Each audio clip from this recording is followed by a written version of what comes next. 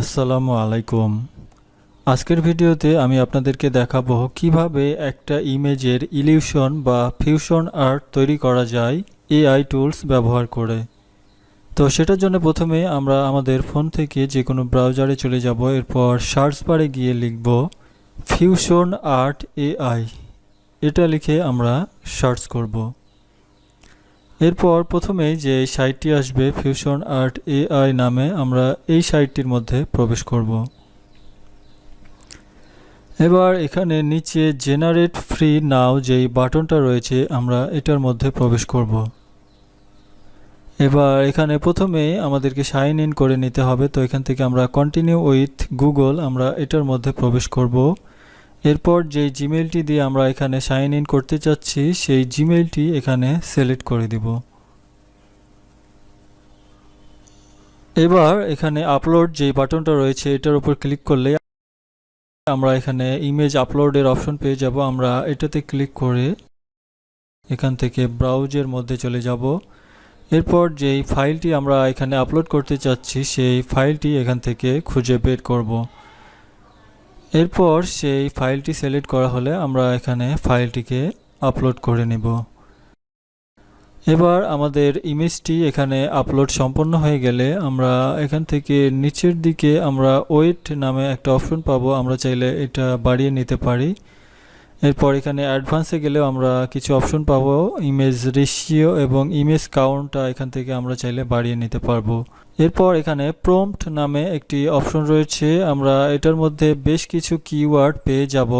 তো আমরা চাইলে এখান থেকে আমাদের পছন্দ মতো যে কোনো কিওয়ার্ড নিয়ে আমরা কাজ করতে পারি, অথবা চাইলে আমরা আমাদের পছন্দ মতো কিওয়ার্ড এখানে ব্যবহার করতে পারি।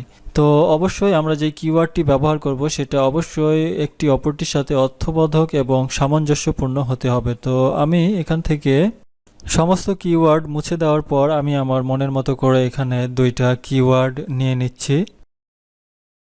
এরপর এখান থেকে আমি ফাইনালি জেনারেট যেই বাটনটা রয়েছে এটাতে ক্লিক করে দিব।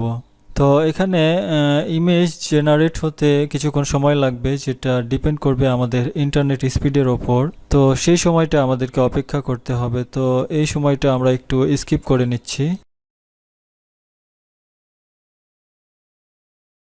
তো আপনারা দেখতে পাচ্ছেন যে এখানে একটি রেজাল্ট চলে আসছে। তো আমরা জাস্ট এখান থেকে স্ক্রল করলেই এখানে আমরা ডাউনলোড আর্ট নামে একটি বাটন পেয়ে যাব। এটাতে ক্লিক করলেই ইমেজটি আমাদের অ্যাকাউন্টে ডাউনলোড হয়ে যাবে।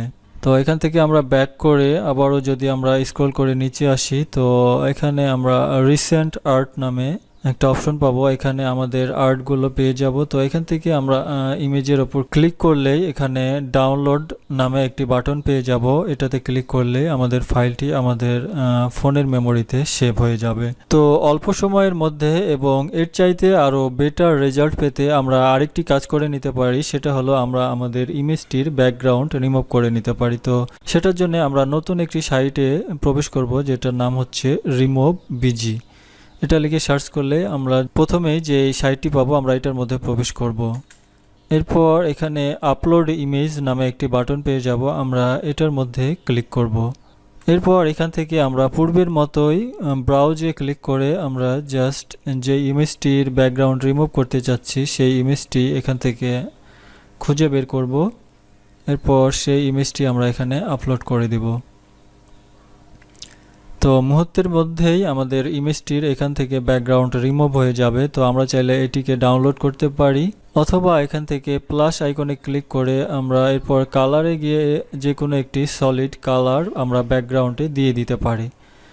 এখন আমরা এখান থেকে ইমেজটি ডাউনলোড আইকনে ক্লিক করে এটাকে ডাউনলোড করে নিতে পারি, এবং এই ইমেজটি যদি আমরা আমাদের ফিউশন আর্ট হিসেবে ব্যবহার করি তাহলে পূর্বেরটির চাইতে কিছুটা বেটার রেজাল্ট পাবো।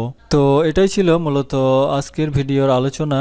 ভিডিওটি ভালো লাগলে লাইক, কমেন্ট, শেয়ার করে দিবেন, আর পরবর্তী ভিডিও পেতে অবশ্যই আমার চ্যানেলটি সাবস্ক্রাইব করে রাখবেন। ধন্যবাদ।